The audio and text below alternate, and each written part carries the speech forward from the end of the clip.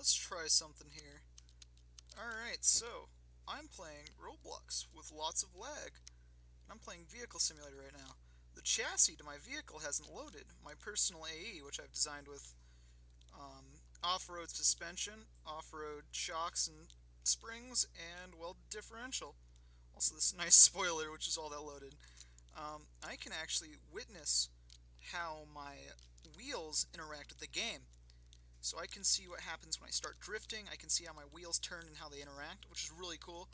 Makes life a lot easier for me when I'm throwing myself around corners like this one, because I can see what I'm doing. You know what I mean? I can see myself flicking and see I can see I have so much more control over my behavior. So I'm gonna use this opportunity to talk about drifting with welded diff, especially with stock tires, which is what this is running with. So the first thing you need to know about running with welded diff is that it's not viable. You're not going to go fast. Your goal isn't to go fast. Your goal is just to survive as long as possible. Essentially, you're going to spin out and you're going to lose time, or you're going to take a turn too wide, like I just did, and you're not going to be able to make it. There's nothing you can really do about that, unless you take time to interact with the road in a way that slows you down but allows you to maintain control. Which by that point you're already in a it's a suboptimal way to use the vehicle. But ideally, it's a lot of fun, and as you can see, it's not too difficult as long as you maintain constant control of your car. I'm running with a little bit of camber on this one, so shit, it works out. So I'm going to use this opportunity to teach you people a few things about actually using this and how to effectively use welded differential in a race or just for cruising around, because it's one of the most fun things you can do, especially when you're drifting. So I'm going to give you a couple of lessons here.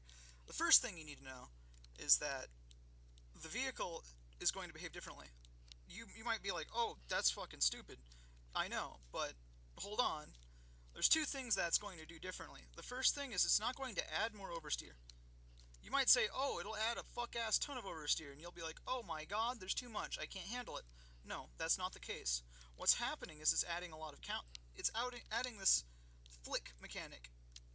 The mechanic isn't normal, it's like a game codey mechanic, where the more you shift your weight to one side, what happens is that the more it's going to throw you in the opposite direction the moment you complete that turn.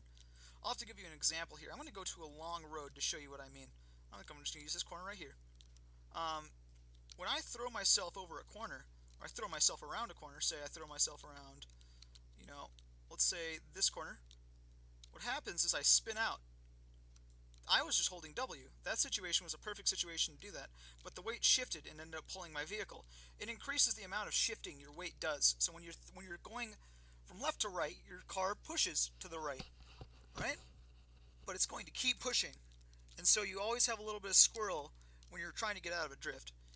In this game, what welded diff does is turn that into an unbearable force of nature, which just throws you around, and you have nothing you can do about it. I think it's better to show on here. You just throw your vehicle around, and there's nothing you can do about it. That's the difference between welded diff in this game and welded diff in anything really, any kind of drift game. For example, you can throw yourself around a lot of corners using this method, like this one. And then, let's see if I can make this. Yeah. The second thing you're going to learn is that don't use spacebar. So, I'm going to actually tell you why this is. So, the reason you wouldn't use spacebar is because you're throwing yourselves around corners and trying to maintain momentum. Pressing spacebar is not going to allow you to maintain momentum. Now, it might seem like I'm not doing really well here, but I'm going to show you what I mean. So, if I throw myself around this corner, I can easily maintain momentum with a little bit of control. Oops. Or not. Fuck. Okay. Ouchie. Ouchie. Ouchie. Okay.